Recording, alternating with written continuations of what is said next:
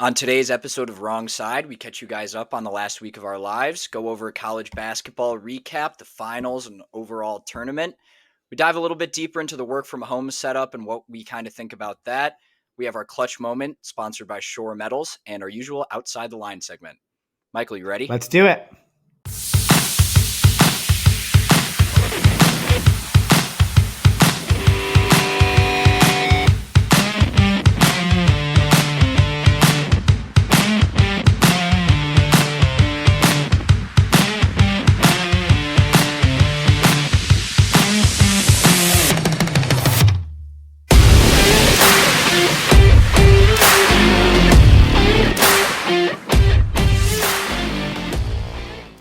Welcome back, listeners. Happy Wrong Side Wednesday to all of you. Thank you for joining us here again for episode 5.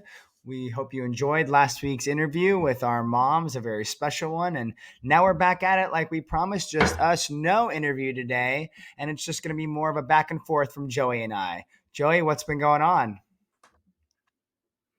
Life's good. Happy to be back. Happy to be back with just the two of us. Thanks again to our guests so far, and we have some exciting interviews lined up.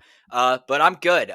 Lately, I actually just got out of the car from about a 5.5 hour ride up to go see my sister in Minneapolis. My other sister, who goes to Nebraska, drove up as well. We saw Dan and Shay. It was our first kind of sibling trip just with us, which was cool. I'll dive into that a little bit more, but that was fun. Just was there Thursday night. It's now Saturday evening. Saturday, we are recording on because I have a work thing on Sunday. I have a cutover, so we're doing some IT work for our customer, and we have to do these changes after hours. So as a project manager, I get to just kind of sit there and provide value where I can. I guess I'll say I really just take some notes. It's not the most exciting thing in the world. Tomorrow, I got 2K24 lined up. Going to dive into a new build there and grind a little bit tomorrow, and maybe get a little bit of work done as Is there well. a little bit of work, a bit of supervising? A lot of supervising in here, or just a lot of head nodding and writing things down? A lot of writing things down. So the way like my industry works, like we have like these computer science engineers on the case, and at this point, like they're rolling up their sleeves and really getting to work. Like there's no planning. All the planning, all of what I do is up until this point. So I organize, I plan, I have us on like checkpoints and make sure we're tracking on budget and stuff. But once you get to the cutover, it is between the engineers and God if this thing goes well. We did this a couple Sundays ago. It's supposed to be a 4 hour workday. It was an 11 hour workday, and they Wow. ended up Wow. reverting everything back to square one. So it wasn't even successful. So that's a lot of time, a lot of money. Thankfully, this customer is really laid back, so they weren't upset about it. But a lot of times, like that's probably a couple $1,000s that just kind of went into nothing. They learned some stuff from it, but A I waste kind of of just money get the to first observe a little time. bit. Like I would think it's a waste the first time before then they have to Yeah. repay for it and you're like, "Well, this better for damn sure work this second time." Yeah, I pretty much, and I've had other cutovers kind of go bad where the customer gets pissed. Like we're already like we're now projecting to be over budget, and you kind of got to manage that communication. That's kind of more where I come in. Those conversations, I feel good about those conversations. I've never had a problem with confrontation. So even if they are a little mad, like I can keep a level head, like be reasonable. I mean, if I were them, I'd be pissed throwing that much money out the window too.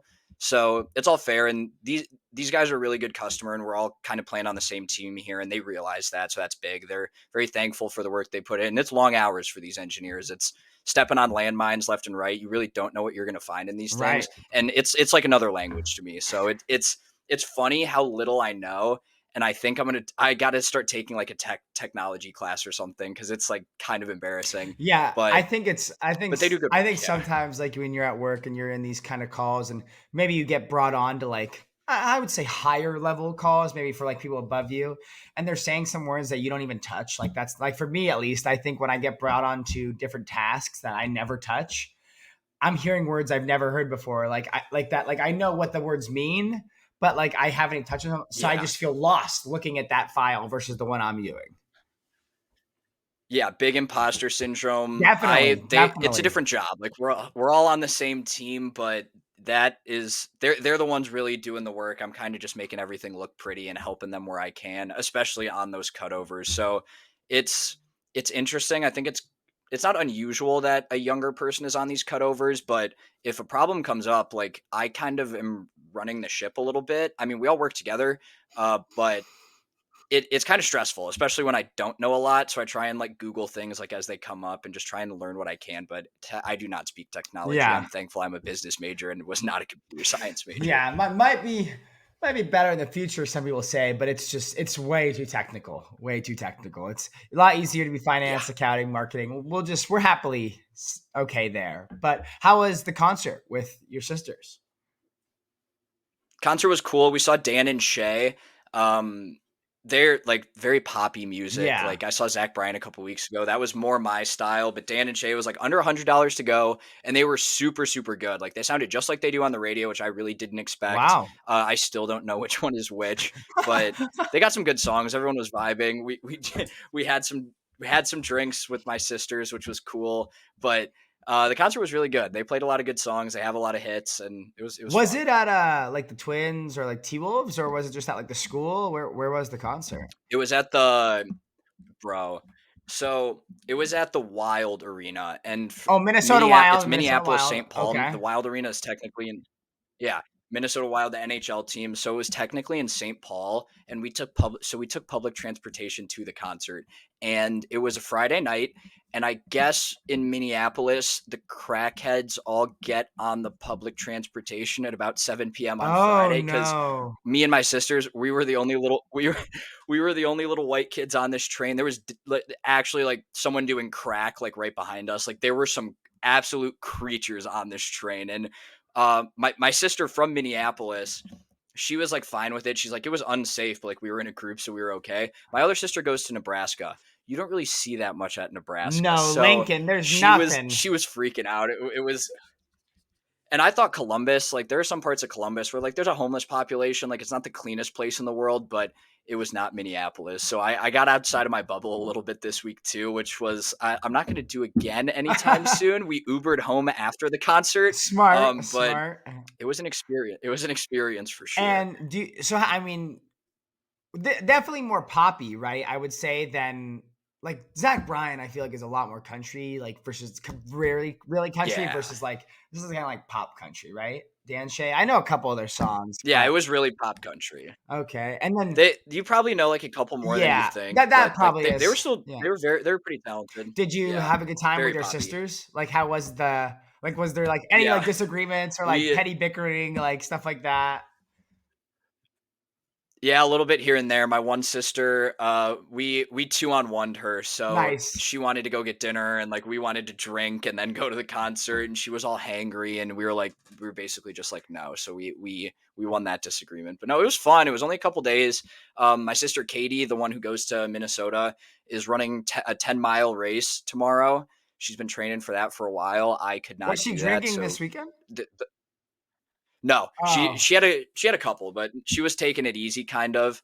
That she'll be done with it by the time this comes out, oh, but she nice. was getting Let's ready for go. that. The me and Madeline, my other sister, we were getting after it, but it was still a really good time. It was fun to hang out. We're super casual. What were the girls' thoughts on the pasta last week? What were their thoughts? They weren't home. Oh, one came They home. weren't One came home. home though. One was home and left. I don't know if I didn't get her story Ah, on it, but we got to get back to the that. pasta was a big hit for those wondering. The spring pasta that my mom decided to go with was a big hit with the group. But yeah, Awesome. All right, very cool. yeah. I know you're wrapping up busy season. How's work? How's life? What's new? Work was busy this week. I'm kind of rolling off on one of my clients right now, so I'm really trying to tie a lot of stuff out, helping out the people that are coming to just like gonna pick up where I'm leaving from, so I don't leave them kind of in hell.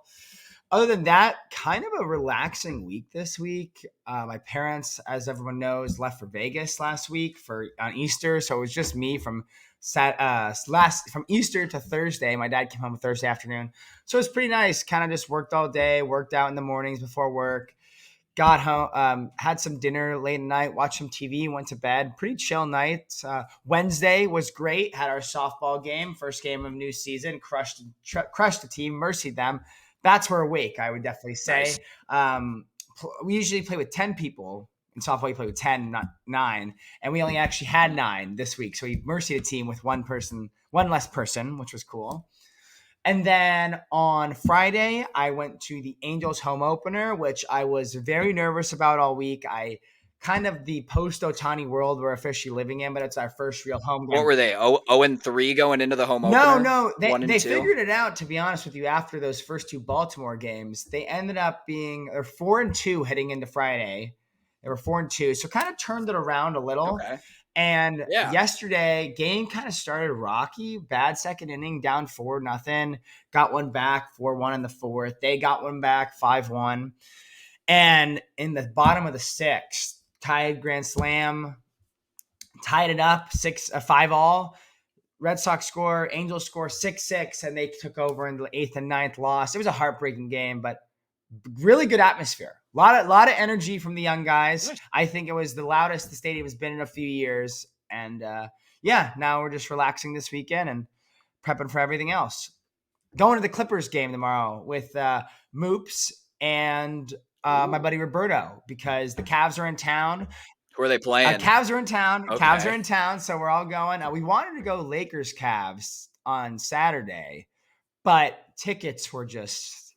I mean, it's a LeBron tax times LeBron used to play for the team equals a lot more money than the Clippers. That's the equation. So Fair enough. I mean, we got tickets. Clippers are still cool. Clippers, though. yeah, they'll be fine. No Kawhi, which will be interesting because he's all banged up right now. But Shocker. they were cheap tickets, and I think the ticket we got at the Lakers game, like if we would have went to the game, it was probably like $200, and I think we paid $50 for good seats. So it'll be a good time. Nice. I'm excited. It's at Crypto, so that'll be fun. I'll get to see the new Kobe statue. I haven't gotten to go down and see that, so it'll be a good time on Sunday.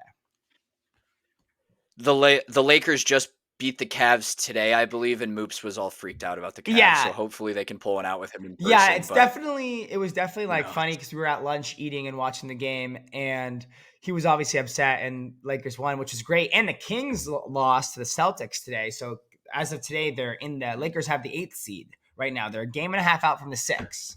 So if they can get out of that play-in, it would be awesome. Oh. But it's one thing when he's mad on TV, but they better win tomorrow for the Cavs' sakes. For the players' sakes, I would say they have to win tomorrow. Yeah, for sure. But yeah, no, it'll be fun. Nice. It'll be a good time, I think. All right, well, good luck, Cavs. Good luck, Moops, this week. We're going to kick it over to our basketball segment. The Final Four is wrapping up as we're recording this with the Men's National Championship set to go off Monday. We're going to kick it over to our March Madness recap. Let's go. Welcome back, guys. We're coming to you live Monday night, and the Connecticut Huskies are your men's national champions. They beat up on Edie and Purdue, run away with it late in the second half. I thought it was a great game. We're here to break down the Final Four, the national championship of both the men's and women's, and some other college basketball news going on. So, Mike, what'd you think of the national championship? I thought that the first half was phenomenal. I actually thought it was great. Good back and forth. It was looking crazy. Edie actually looked like he was spinning well off the post. He looked like there were some good moves there. People were shooting well. Defensive matchup, it felt like. Tough shots. Everyone was kind of battling for points, which was kind of interesting. But other than that, it was similar to every UConn game this tournament. In those, maybe not the first round or two, but the Sweet 16 on, it was a very close first half. And the second half, they took you and did not stop. They took you down. There was no back and forth. It was UConn's game the second half, and they outpaced them the whole time.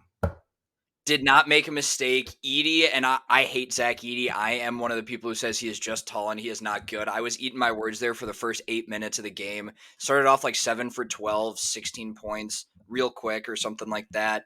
And then I think he missed like his next 7 shots in a row. Yeah, he started second half like 0-6, 0 for 7. Like it started second half. It was really bad. So a couple travels in there as well. So I was laughing at the TV there. But UConn, it's another one of those teams, like I think we'll hit on with South Carolina women's. Like I didn't know, like I couldn't name many of their players heading into the tournament. They were just all around so solid. Cam Spencer was great tonight. I knew him coming into the tournament because he had a fantastic year, but they all pass well, shoot well, like they make the right decisions. And you saw that especially late. Like they ran every shot clock down to the end, ended up with an open look at one point pretty late in the game. 20 of their 29 second half points came in the paint, and that's going up against Zach Edey. So they were just moving the ball around really well, like all over the place, and it got boring at the end just because they were doing everything right. Like they made it look easy, they made it look pretty, and it was cool. But that first half was definitely one for the ages. A lot of blocks from both the big guys, and it was a great game. I'm very happy with it. Besides the fact that it's a little late now on a Monday night, but it was an awesome, awesome game. Yeah, pretty great natty for, I would say 26, 27 minutes. Would you say it was a good natty for 27 minutes? Yeah, yeah, good natty for about 3/4 of it, Yeah, so but I thought that was great, yeah, but we kind of talked about it when we were just texting before this, that the plus minus for a tournament was plus 140 throughout the whole tournament. It was the highest plus minus in a national championship run of all time. And it kind of shows damn. that UConn was so good last year, they were even better this year, which was crazy. Yeah, they were better in point differential as well. They saw, and I know I saw it on the broadcast today. They had lost the top 5 of their 8 scorers from last year, so a lot Wow. of big people graduated. So it's not like it was the same team like that Florida team in 06, 07. Wrong side moment for the Buckeyes again, but Dan Hurley is great. He is an absolute sicko when he was ran on the court and tried to pretend like he didn't do anything. But it's Titletown over there in Connecticut, so I don't know if we should start hating on them yet. But they're another great year with almost a completely new cast. So props to them. Yeah, I mean, I thought they were phenomenal. Hurley, he is psychotic. That was great at catching him. I'd sit yelling. I didn't touch him when the replay immediately shows he grabbed him right before that. Yeah, And in the Final Four, we saw NC State. They made their run.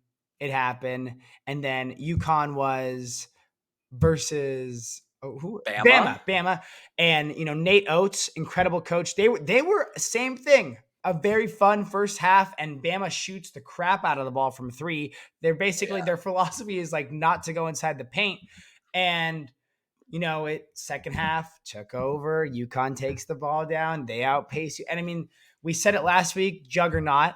They're a juggernaut, yeah, and luckily for you, as our fans have seen a couple episodes ago, and we posted it again today.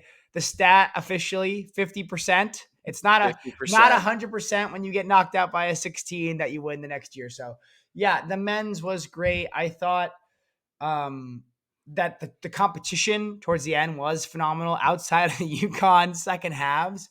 But Yeah, this weekend, though, along with everything that's happening, and UConn is a title town now. That's their 6th national title. They've entered that Duke, Kentucky, like that official blue bloods. I'd say 5 plus, obviously, is in, but 6 makes you kind of in that. I think they're 3rd all yeah. time now. Yep. Third all time. So while that was all going on this weekend, along with that, you had a kind of a coaching carousel that is not over. I think now with Dan Hurley obviously bringing another title in, and we got Coach Calipari from Kentucky going to Arkansas. What are your thoughts? I guess he was tired of losing in the first round to 13 and 14 seed. So Cal is out of Kentucky. I don't know how exactly that shook out. I know like it was a real tough loss for them this year, but I personally didn't expect him to leave. And I'm pretty sure he has like a lifetime contract with Kentucky, Yeah, or at least did. So it was shocking to me, not being an expert in the realm of college basketball, but I think I don't know why he did it unless he's kind of like running away from the pressure, dare I say. right. Like why would you leave the Kentucky coaching job? Like I don't get that. I did see one thing, which was like they were making fun, like, oh, imagine John Calipari with Arkansas money. Like someone was making fun, and I thought it was kind of stupid, but I did see that my one of my favorite people in the world, Jerry Jones, is on the booster committee that is said he bought in more NIL money, or paid in more NIL money for the contract and stuff. I don't really know why he would leave Kentucky though. I truly don't. I feel like you're not moving conferences. You're not moving to a better uh, storied program. It's not a more storied Right. program. I truly don't really understand the move. He didn't leave for the Lakers. He didn't leave for other better jobs in his career. Why would he leave for Arkansas? I don't get that. But we'll see. I mean, he seems to be ready to go there, and he's moving on, and that'll be a very interesting hire. And now I'm very interested to see how Kentucky handles their coaching search. Do they throw the bag at Dan Hurley? Do they double his offer? Where do they go? Where do you think they go? Jay Wright?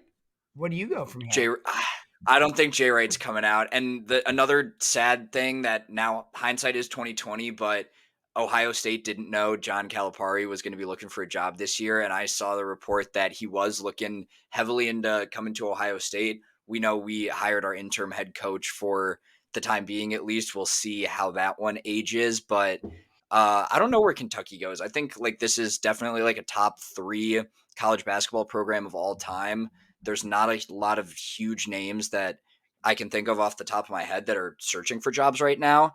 But it'll be interesting. Like it's the dream job for pretty much anybody. Like I doubt they, depending on who they hire, of course, I doubt they even lose many recruits just because people want to play for the University of Kentucky. They'll fill it with some outstanding hire, I'm sure. But it's interesting. I think in a lot of sports, we're seeing these older coaches move on or retire, which is interesting. And I think a little like kind of cool time to be alive, but I'm not sure. And I'm shocked and I'm interested. Yeah, I also saw, I think it was tweeted out during the national championship today that Nate Oates actually tweeted those tweets you can never take for 100% certainty, but he did tweet he's sticking with Alabama. He wants to stick there. I know his name was mentioned slightly in the Kentucky search, and we'll see. But I think the real shout out goes to Jack Golke for ending Kentucky basketball potentially. Yeah. It might go Yeah. to I saw him. the domino meme, Yeah, the domino the meme of domino Jack meme. Golke transferring. And yeah, So Kentucky's looking for a coach. UConn champions again. DJ Burns, thank you for your shining moment throughout the tournament. And NC State, Alabama, too fast but not great enough. But now the real way of looking at the tournament was the women's side. We talked about it. the women's We've been side. talking about it since day one of the tournament. They've been talked about more. They've been publicized more. What were your thoughts from the Final Four into the championship? We obviously know South Carolina, they're the champions, but what was your thoughts heading into the championship after the Final Four before we dive in there? Perfect season for Dawn Staley and the Cox. So shout out the Cox. Final Four was great. We had, that wasn't LSU, Iowa. Who did No, Iowa Iowa play? was UConn. That was the Iowa, screen. UConn. Yes, Paige versus Caitlin. It was a foul that looked more like a kick step than a screen to me. So I think it was a foul. Caitlin Clark can't win the big one, but 2 national championships back to back. Those were great games. I think Paige. I think there's definitely an argument to take Paige as the number 1 overall pick in the WNBA draft. I think she's arguably a better all around player than Caitlin is. But I mean, Caitlin Clark is Caitlin Clark. The Final Four, she showed out one of the best quarters of all time in national championship history. And she doesn't leave with a national championship, but she leaves with any other accolade you can think of. So it was a great Final Four, great tournament. And what do you think? I thought, it's kind of crazy. We're sitting here now on Monday. The game was yesterday, obviously. The championship was in Cleveland. But it's crazy to think that every day I felt like throughout the last 2 months, 3 months before even the season started, it was really Caitlin is fighting for the record. Caitlin is great. Angel Reese versus Caitlin might happen again. We have Paige dominating with UConn. And then like it was like the third or fourth story. It was like UConn. It was South Carolina wins again. South Carolina wins the conference. South Carolina gets the 1 seed overall. And it was like we've seen undefeated teams in women before. We've seen undefeated teams in men's, but it felt like they were the third or fourth story and they were undefeated national champs and undisputed. They took care of business in every round. Yes. And it was incredible. Incredible, I thought.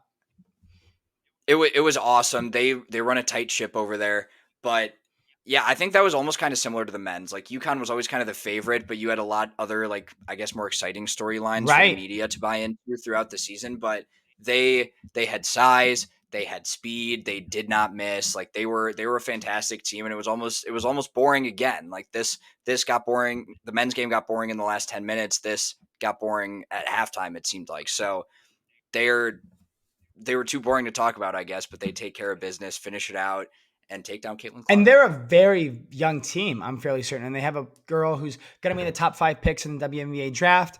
And they I mean, like Dawn Staley said, this was one of her best championship because she was not expecting it to go this way at all. She was expecting to be good, make the tournament, and go deep on a deep run. But undefeated champion is unbelievable, and I think that I don't know if I mentioned it last week or not, but again, another example of the Kirby Smart propaganda machine where I could guarantee their locker room has Caitlin Clark pictures and Angel Reese pictures. I mean, I can imagine that they have every piece of chip, every part of chip of their shoulder possible. Like I truly believe it. Yeah, I They were never mentioned. Like you said, oh, they're a good team. Everyone said they're a good team, but Caitlin this, they're a good team. Angel Reese this, they're a good team, but Ohio State this, and just didn't matter. Took care of easy, business. Took easy. care of business. Yeah. I forgot that they were that young. I know they had a couple freshmen show out in the national championship game. Do you know the rule on women going to the draft? Is it 1 year like the men, or I mean, usually they stay. I know there's not a ton of money in professional Right, women's basketball, but right. I don't know if it's a rule or if that is just like the norm. So not really sure there, but if they're going to stick around and keep a lot of their players, that's even So this scarier. is saying for women that for the WNBA that the league requires domestic draft entrants to be at least 22 years old during the year in which draft take place and have no remaining college eligibility or to renounce any future college ability. Wow, so you got to be 20, you got to be a senior realistically. Yeah, It junior, says senior for international sure. players can be 20. So Oh, that's wild. I did not know that rule. I guess that's fair. Maybe lets them build their brand a little more in college. And I mean, most of those players that are first overall picks are the ones that are 4 year starter dominating players. So we'll right. see. But one thing I did want to talk on that's kind of women's bracket related, but also just the sport as a whole is is women's basketball officially made it? And I know you might be thinking like, why do I ask that? But Bold claim, bold claim. but it's not so the skill. Or I'm not trying to take it be hard on them. But the reason I say that is because we started to see some old head hate, generational hate. I'll say Generate. we see a Uh-huh. lot of the old heads in the NBA talk down about LeBron, this or some other players. Everyone who's an older player hates their 3 pointer. We obviously know that. But we saw it with the women this weekend with Tarasi and Sue Bird and Brianna Stewart. They were giving it to Caitlin Clark. And Yes. like, I didn't understand the hate. I didn't understand. And now everyone's kind of dogging it. And the woman who held the scoring record before her, Woodward, Yeah. said it doesn't She count. now comes out like a month after she breaks it. Like I Iowa don't get invited it. her. Iowa invited her to the game. She was there when she broke the record. And she comes out a month later and says it doesn't count because of the 3 pointer. I don't understand if it's just old head hate, which would be sick.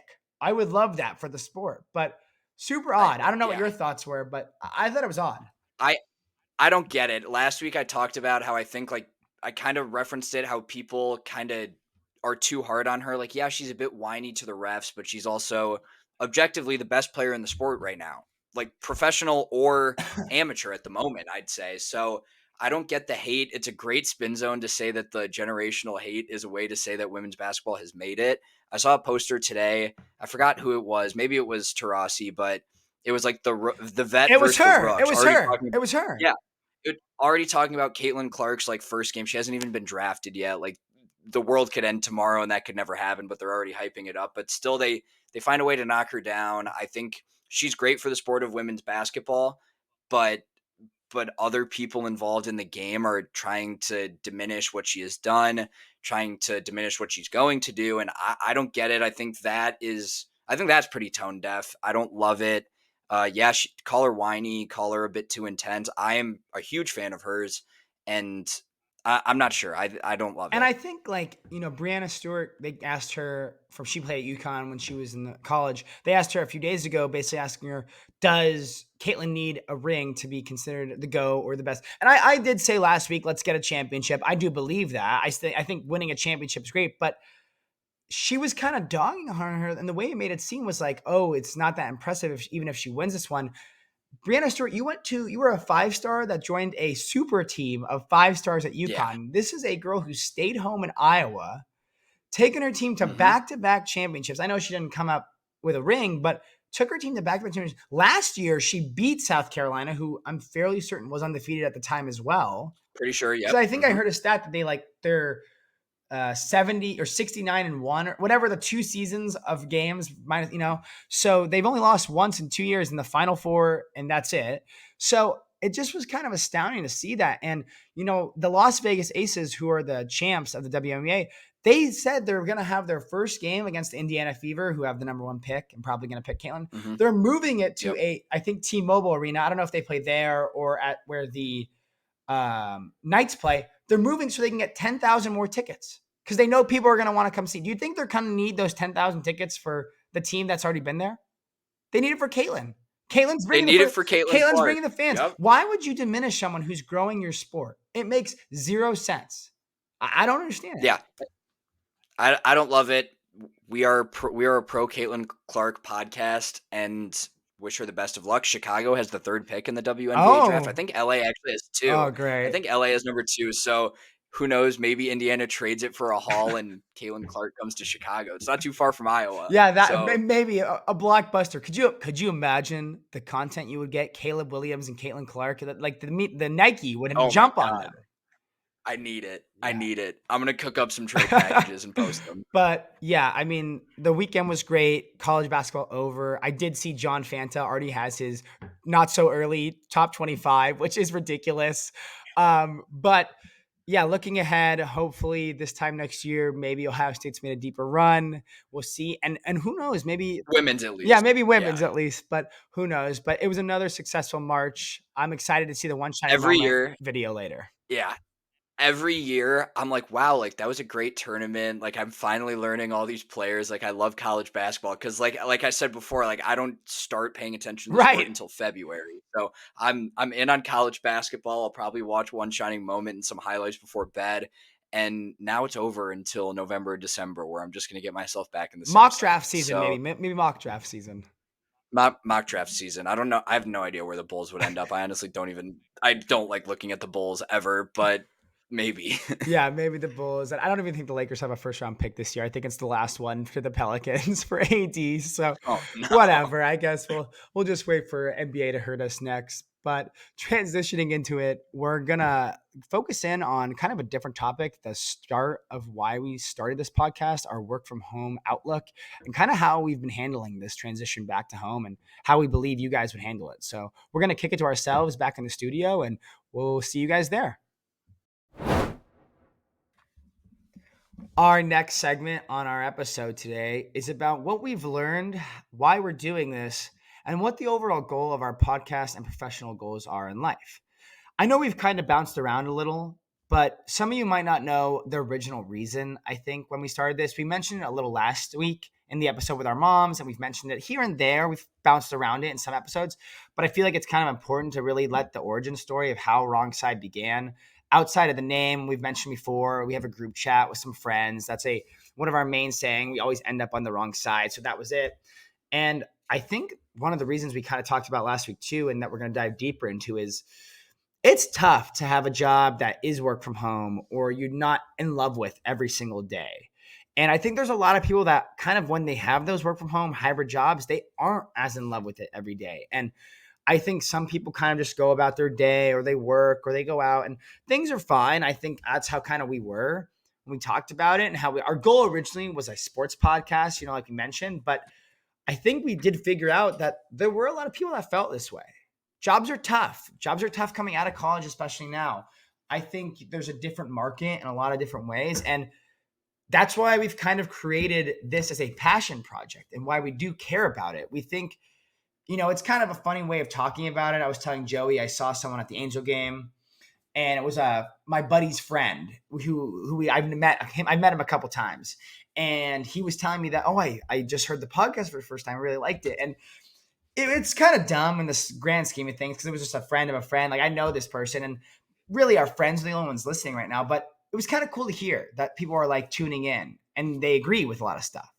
So Joey, I think I should basically give you your opinion on what everything's been going on, and how you've been viewing how this has changed your outlook on work and life, etc., with the podcast, and why we did this as a whole.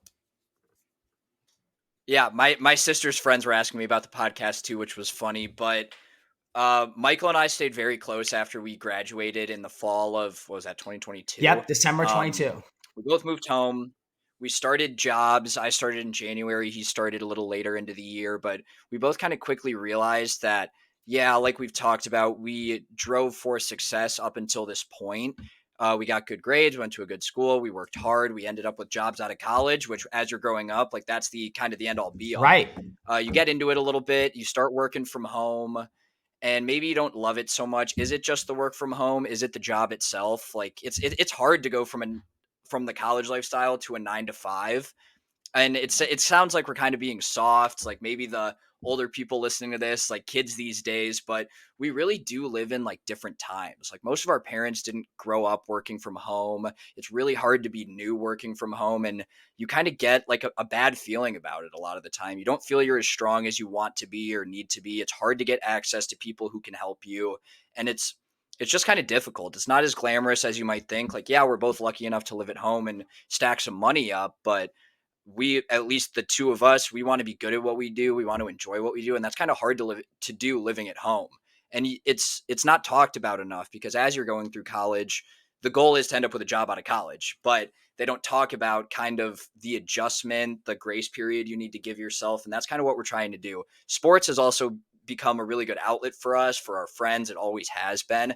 So we like to do this as kind of a fun thing, talk about it in a funny way, but we just live in like such an interesting world right now, and doing that is like 22, 23 year olds, when this kind of lifestyle of work from home has not been done before by most people, maybe a couple people a few years older than us, but that's kind of what we're going for. And working from home like isn't always easy, at least for people like us, Yeah, right? and I think you kind of hit it on the nose when you said that it's tougher to communicate with people, your boss. I feel like personally for me, one of the struggles I have working from home is that I'm still within my first year with the company. And busy season's tough. And sometimes when if you work on a client for a first year client, for example, in accounting, if people don't know, when you work on a first year audit with the company, there's no prior year to look off of. There's no information. There's not even like, oh, this person did it last year. Now there might be other clients you have that have similar ideas or items, but you still have to word it correctly to the client. And I think that when you're learning in Yeah. that first year and there's not someone next to you, or not even, they don't have to be next to you even, just like across the hall, you can go in there and say, hey, Joey, do you have a second? I have 10 questions versus like, hey, Joey, on Teams, can I schedule 30 minutes with you at the end of the day when you're free and we have a couple minutes to go over some questions? So now you're kind of in a hold period where Yeah. you can't really do anything without their help. And not in a sense of like you're useless without them, but in a sense of you need them directly. And if they can't help you till later, and let's say somebody right above you is busy and you don't want to bug your manager, it's tough. And I think that gets in your head sometimes, personally. Yeah, it's weird. Like school, you're graded constantly. Obviously, that's what school is, and you're not always consistently graded on your job. There's a ton of new things. Like even if you are doing what you studied in school, like you were accounting, you're in accounting. I was finance. I'm now in IT project management. It doesn't really apply. You're just kind of trying to figure it out as you go, Right. and that's hard to do when you're given such a structured upbringing in school growing up. So it's weird. We still are pretty close with some of our friends that are still in college, and I just keep telling them, one, don't graduate, work sucks, stay in school as long as you can. Right. Two, all these people who think they have it figured out one way or another. People are scared about not having a job. People are bragging about a job they may have. Like nobody really knows until you get there. Like, is it what you love? Maybe, and I hope so. But it isn't always like that. And it's really hard. And I don't know if I mean, talk about the school system, like maybe the kind of people we are just going into business. It's really hard to represent that well in the school system, like kind of as it is today, right? I agree. And I think school, I know personally a lot of people have changed their tone on school here and there. College, I would say change their tone on college, not school as a whole. But it's a time where Shore Metals, for example, is a small business. We have a tough business. You need laborers, and some people don't want to go to work. It's tough to get those kind of guys. And when you have guys that sometimes don't go to school, or they go, I think if you don't want to go to school, that's fine. I'm not going to pressure someone to go to college if they don't want to. But I think if you want to improve something, get a trade, welding, press brake, something in business, carpentry. I think that's very beneficial. And I think that's taken some way of the work thinking because you see kind of different ways of money being spent. And I think debts in college are a big issue as well now. I don't, some people say, oh, I had debts when I was in college, but back then it was probably half the Mhm. price, and you could probably pay it back a little Yeah. faster and stuff like that. So I know debt's a big issue. And especially with someone like Meg with med school and a lot of people in medicine have that and they had to pay it off the rest of their lives. And I think that's a long-term thing. But if you love that, that's okay. And I think you're right. Don't graduate, but find something you want to do. And you're not going to have life figured out. Even the people that are in med school, even the people that have a great job coming out of college, even the people that are going to do research after college, they might think they haven't figured out. A lot of stuff changes. A lot of stuff does. And that's okay. And again, we've mentioned before, we're not an alpha male. We're all end all be all. We're not the Messiah. I tell you that. I'm not Lisan Al Gaib. I'm not him. But I think we have trying to be that person that says like, hey, it's okay. And you're on our side and we Yeah. relate to you. We don't want you to be like, man, no one has ever done this. I'm just struggling. Maybe I can't do it. No, there's other people struggling. And I think that's okay. Well, life is kind of on the wrong side lately, whether it's work, whether it's personal life, whether it's the fact that it's hard to buy a house right now for young people like us. Like, wrong side is okay. We get to laugh about it, laugh at ourselves a little bit, and just really try not to take anything like too seriously. Like, that's what we're trying to do here. That's kind of our message to life. How we're going to do that, we don't know because we still don't have it figured out. Right. But we've seen a lot of our friends being worried about this stuff, and it's okay. And we get to laugh about it, and life's good, and it's good to be here. And yeah, that's kind of where we are. Yeah. And I think you're right. It is nice living at home and working from home and you get to be in your comfy shorts and a hoodie and, whatever for your meetings. But there is a point in time, like we talked about, you're moving out. That's going to be great, and there have been there have been thoughts I've had. Maybe I should for a year or something, or figure that out because it's not like I don't want to be here. I would love to keep saving money and do that, but I think it's just better for the mental, maybe to like just be around people my age and go out. And I talked to my dad last night or so about it and how my team I'm on for work, maybe like when the fiscal year's over, asked to be on a team that goes in more. Because he talked about when he was a young accounting major coming out Yeah. of school and he was on these clients that they'd go out to team dinners and they'd go to events and they'd have bonding experience afters and they would go on coffee runs or just McDonald's late night after a late night of working. And he was like, those were the memories that were awesome. Like those were great. He's like, no one's like in love with accounting. No one's like doing that. But like those kind of Right. moments matter. And he's like, and it sucks seeing you just kind of like sit at Yeah. home and not It's do like that. you're being on a sports team. Right. It's like you're being on a sports team. One of my other friends, he works in public accounting as well. He goes in 3 times a week. He loves it. He's an expert down in the commute's a little long, Right. but he's an expert in the city. He has a ton of friends. We went to like the Champions Classic back a few months ago. He had just started work at this time. He already knew like 12 people at the game. He always has something going on. And the days that I go in, even though my team is a little older, like we don't have happy hours after work that often, but it's nice to be in there to like have relationships, to BS about work at the water cooler. And I want something like that. Like being on a team that goes in more is definitely cool. Like work is work. Like any job is like I'd rather be playing golf, laying down, doing whatever. But it's good when you feel like you're part of a team. And a lot of time that working from home is isolating. Very, very. And you mentioned it last week how your closest coworker is your dad. How you both work at home, and you Yeah. said your dad's been doing that for years, and that's great. There's something about being on the floor or being out in the yard at Shore Meadows or something about being in the office. I feel like it's kind of like adrenaline slash momentum, like someone next to you pushing everyone doing work together. You want to do better because you don't want to let like someone next to you down to your left. You don't want to let someone down to your right. And that's like important, I think. And that's what helps me when I go to the client site. I feel like I'm very productive. I talk. It's very easy to ask questions and it's a little better. So I agree that it can be isolating. And if there came a situation to maybe figure out a new team for me or maybe going more with my team, I would welcome that and I would appreciate that because I think that does make your first year of professional work a lot better.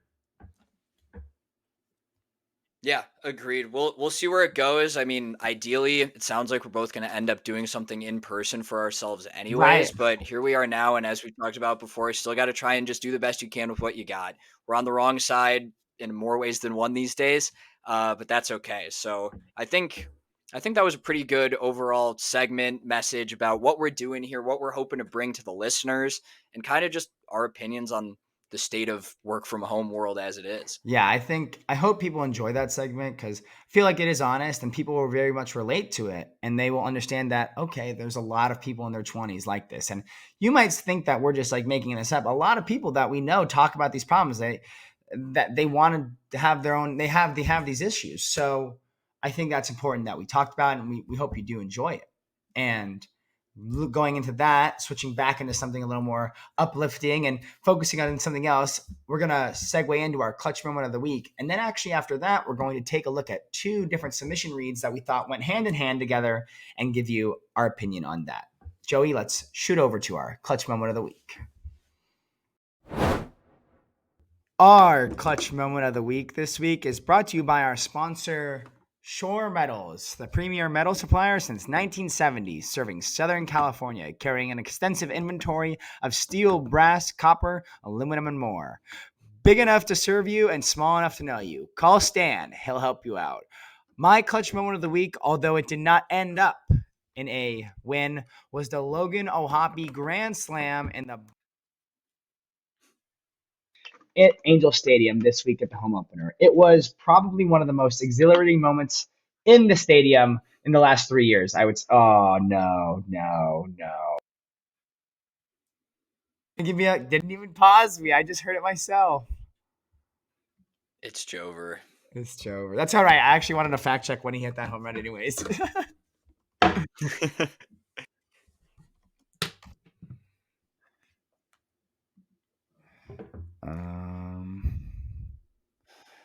we go. Bottom six. I was wrong. All right, here we go. Ready? Okay. Yep. Our clutch moment of the week this week is brought to you by our sponsor, Shore Metals, premier metal supplier since 1970, serving Southern California, carrying an extensive inventory of steel, brass, copper, aluminum, and more. Big enough to serve you and small enough to know you. See Stan, he'll help you out. My clutch moment of the week goes out to Logan O'Hoppe, catcher of the Angels, this Friday at the home opener in the bottom of the sixth inning, trailing 5-1, hit a tying grand slam. They give the Angels a tie in the sixth inning before blowing the lead in later innings. But in that moment, it was one of the most exhilarating moments of the Angels Stadium history in the last 3 to 4 years. The fans were going nuts. It felt like there was, and I saw that it was. What's yours? I need one of those shirt stands. My clutch moment of the week goes out to my parents. So as a little pander pick here, but here we are. I know my parents are listening. As the listeners may know, I'm moving out at the end of the month, and I did a ton of work on getting my move-in stuff together, so felt productive this week, and I'm stealing a ton of stuff from my parents. So gotta give the clutch moment of the week out to the rents. Yes. Clutch moment of the week to the rents. Love that. Thank you, Shore Metals. Thank you for listening to our clutch moment of the week. Now we're gonna go into our submission read.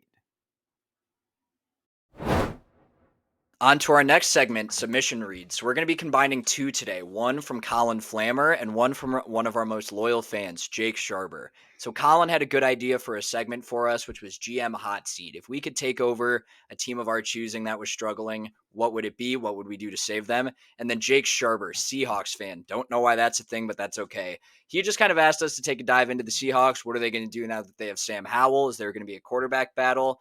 How's Mike McDonald going to do taking over for him? And who do they take at number 16? So we did prep a little bit for the Seahawks. I was not an expert in Seahawks prior to this, so it was cool to read up on them. And that's exactly why we wanted to have that form going. So Mike, I'll let you start it off where the Seahawks headed. Yeah, so I hope Jake's listening. I know he's been kind of begging for this one for a couple weeks when we were going to get to his sub read. And he's lucky because it kind of worked out that Colin had one that was very similar, I thought, or like similar idea to do. So I really like that. So Jake, here we go. If people don't know, Jake, typical bandwagon little fan when he was growing up. Steph became great on the Warriors. The Seahawks were good. He likes both of them. And you know what? Props to him. He's stuck with them. The Seahawks have started hot that second year when he liked them, and they've been average at best since. And the Warriors, obviously, we all know about them, but he's got to stick through it. This is his team for life. Now he's doing it, but I think you're right. This is a interesting deep dive. I think they've made some interesting moves here and there, and kind of a well-ran organization, I would say, over the I'd agree. last 10, I'd agree. 12 years. So not too much turmoil, but kind of an interesting time in their franchise history or in their timeline. So first off, my opinion on the Sam Howell trade, I'm very confused personally. I didn't really understand it in the moment because I felt like Geno was fine, and I'm not saying Geno is maybe can't win a Super Bowl, but the team was good enough. They have a good receiving core. Their linebackers are good. They have a good secondary. They're a good team. They're still young, but a good team. And Mhm. I think that when they trade, the rumor kind of had it, I kept seeing early into mock draft season was JJ to the Seahawks. Like he was going to be in that 16th, 17th pick area, Yeah. but he's shot up the boards, as everyone knows. But I think Sam is definitely going to be the backup. I think Sam might have had a better year in Washington. He No threw quarterback battle. I think there's a quarterback battle, but I'm Do you not. think that? I don't think it's like a Geno's like, yeah, they're like, hey, it's going to be a split snap kind of thing. And I don't think that. I think that one thing that I do think,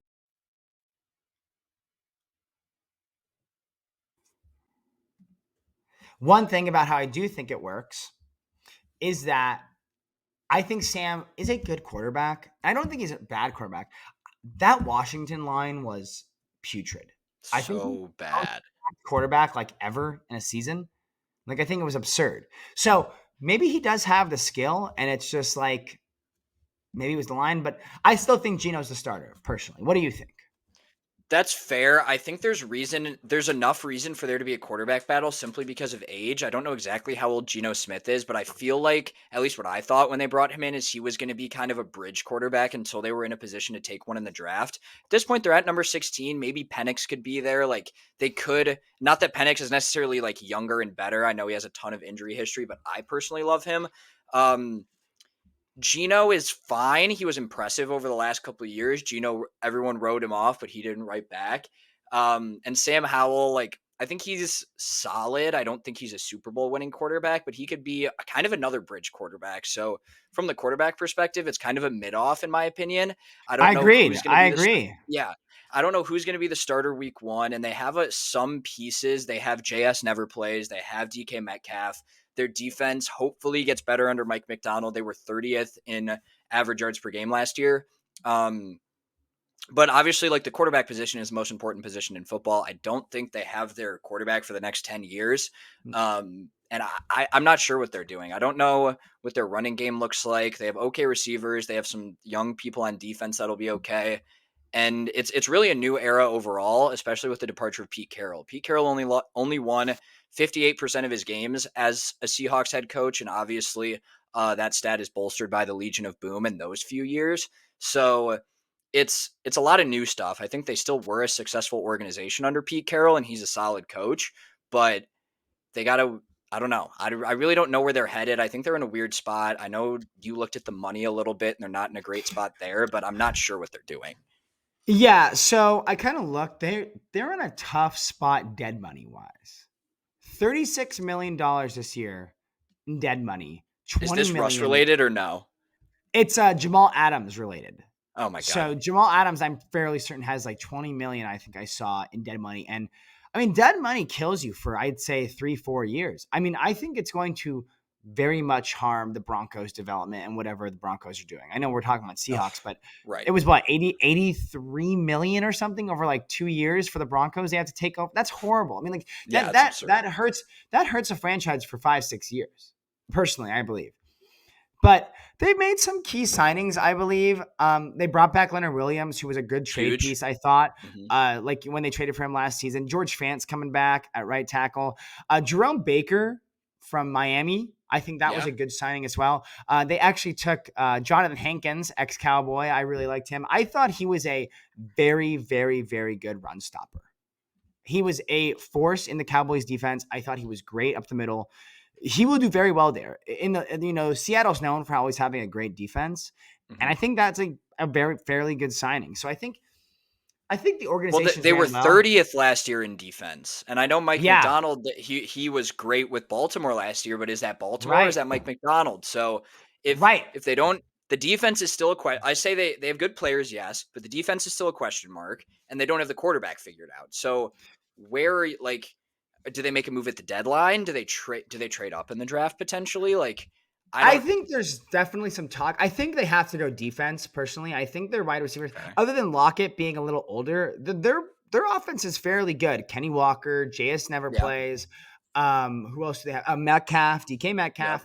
They have a good offensive roster, and what's his name?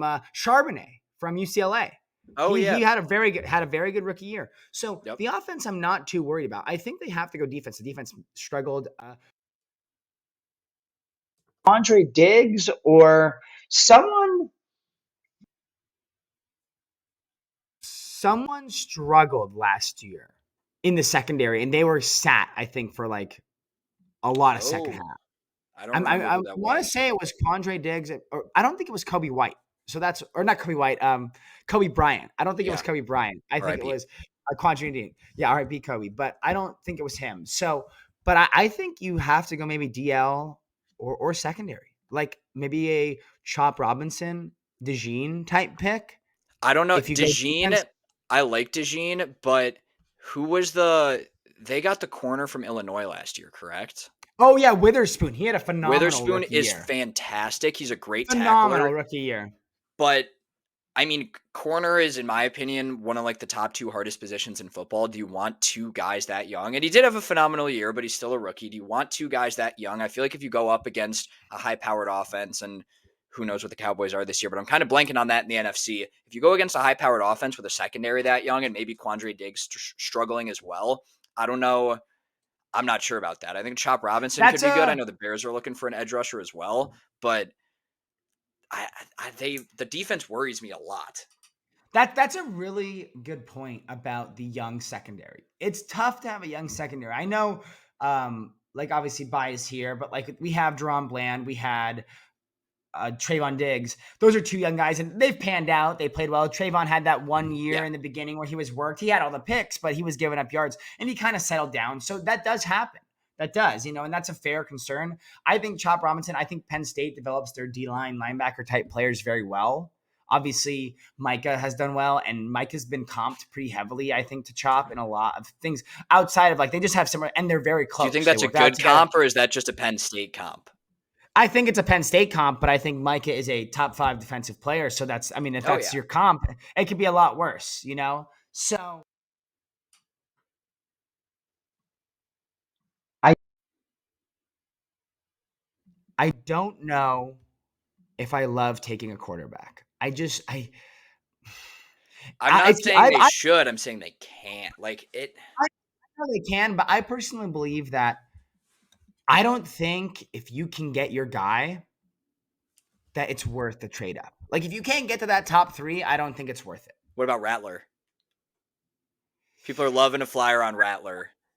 Like fourth round or something, like a Joe Milton Rattler type pick. You think Rattler's going all the way in the fourth round?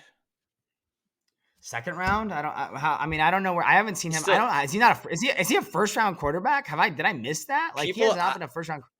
Honestly, I could have pulled that one out of my ass. But people have talked about him really highly through this mock draft season. I don't know where he's really ended up, but he has the physical ability to do it. I mean, he ended up at South Carolina. People forget him. I think he was the starter at Oklahoma before Caleb Williams. So obviously this was 17-year-old Caleb Yes, Williams. yes, yes, Yeah, yes, at yes, yes. He Oklahoma. was. Yes, he So was. there Yeah. was a time where Spencer Rattler was the future of college football. And I know he ended up at South Carolina. I think he had a huge win. I think it was Tennessee 2 years ago. Yep. At the end of 2 years ago. Yep.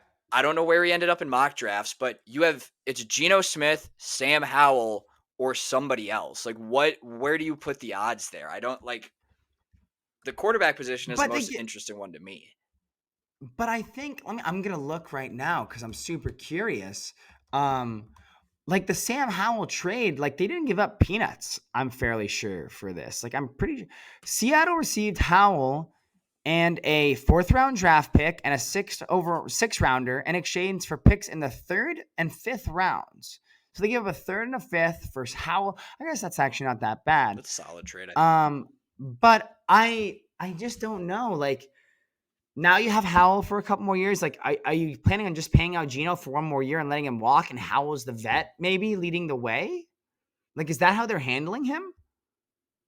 I mean, Geno's not your long-term answer. That's obvious. Just No, by he's age no, alone. yeah. Sam Howell, I agree. I agree. Sam Howell is probably better than he looked in Washington. I think that's also fair, but he's also not your answer for the next 5 years. So maybe you're right. Maybe this year is kind of washed. They're not gonna like cut Geno or anything, so they're gonna figure it out at quarterback. Geno will probably be gone Maybe at the end of the year. Improve the defense, maybe just improve the defense. Maybe help Howell or the next quarterback out. I mean, Geno, I thought the Seahawks were actually pretty solid. I'm kind of excited about Shane Waldron as the OC for the Bears. But you got new offensive coordinator, you have new head coach, you have quarterback weirdness, you have a defense that needs to improve right now. I think, I hate to say it, Jake, this almost might be a lost year while they figure out their long-term plan. I would have to potentially agree. And with Mike Macdonald, I'm fairly certain this is his first, it's his first head coaching gig. So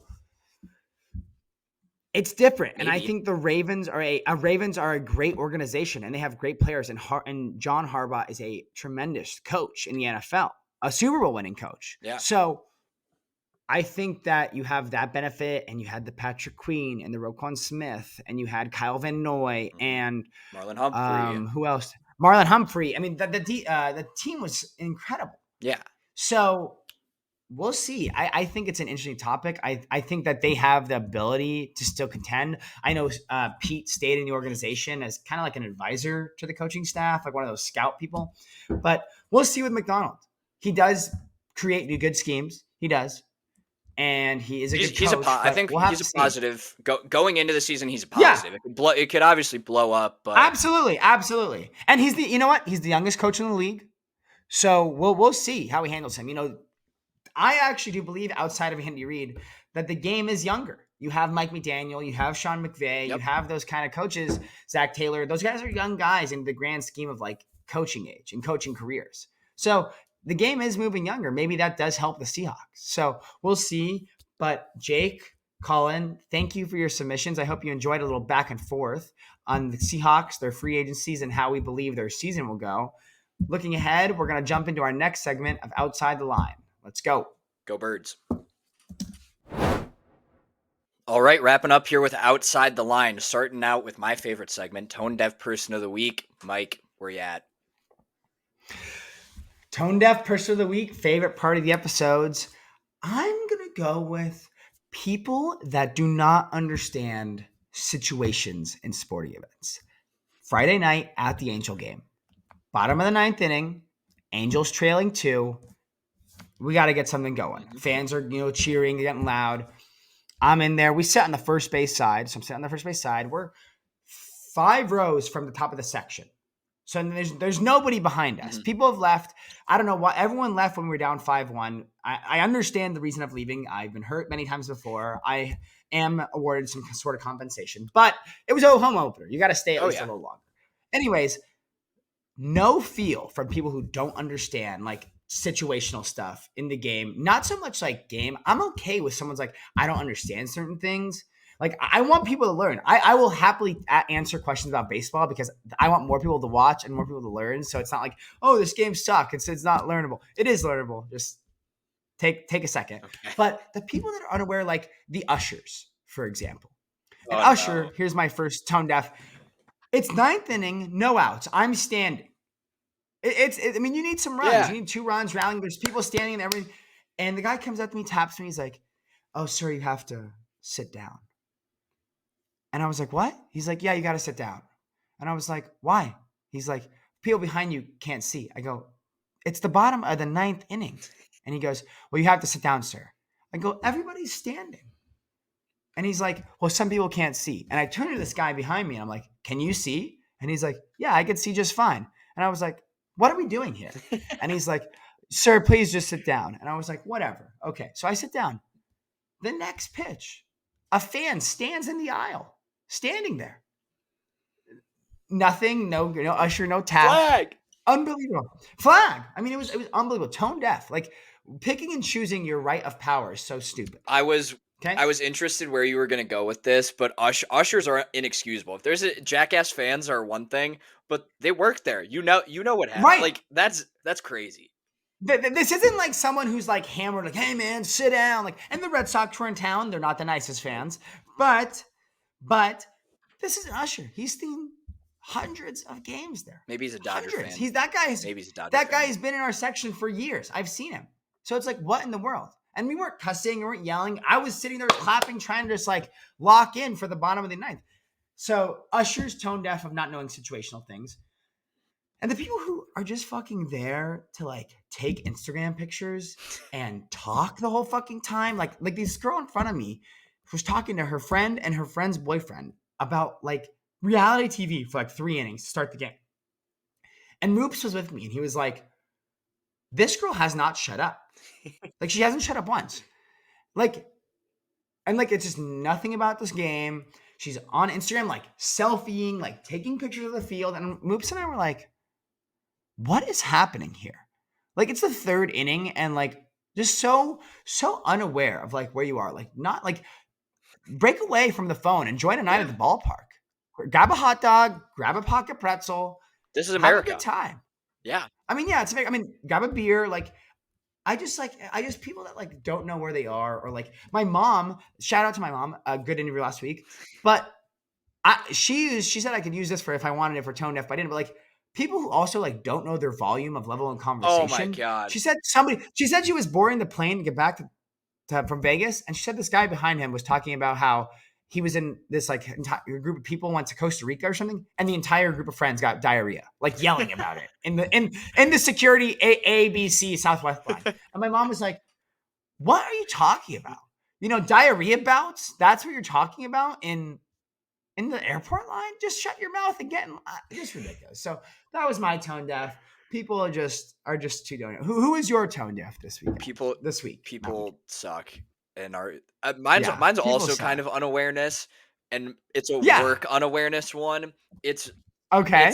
I don't know how to say this without sounding dumb, but it's like poor meeting management, and that means 2 things to me. Okay. I have a lot of meetings at my job. Some people don't, and that's fine. But people who change meetings at the last second, just like for no reason. If there's a reason to do things, that's fine. I hate that. Canceling a meeting is good, but canceling good, moving it just to move it, dumb. Also, some people, I've been on calls this week where it ran literally like a 30-minute meeting went a whole hour. I missed a whole other meeting, and like just have some awareness of other people's time and schedule. And that's my tone deaf. And I'm just like, dude, I ended up having a meeting that was supposed to be like Thursday at 1, ended up being like Friday at 3 p.m. And I'm like, seriously, why did we move it? Just cause we didn't want to do it. Just cause he didn't want to do it Thursday. And that happens all the time with like, just in general, people have no idea. They just talk to talk. Like, let's get in, let's get out, let's do our work. Like that unawareness. You know, it's like that, like it's like that typical like when you're in like a meeting and they're like, all right, well, I'm gonna give you back these 4 minutes because we finished early. Like, oh, thank you. So nice of you for your 4. Like, I mean, like just like that, like do that. There's no way this bum. There is no way. I'm going to kill him. Oh, what an idiot.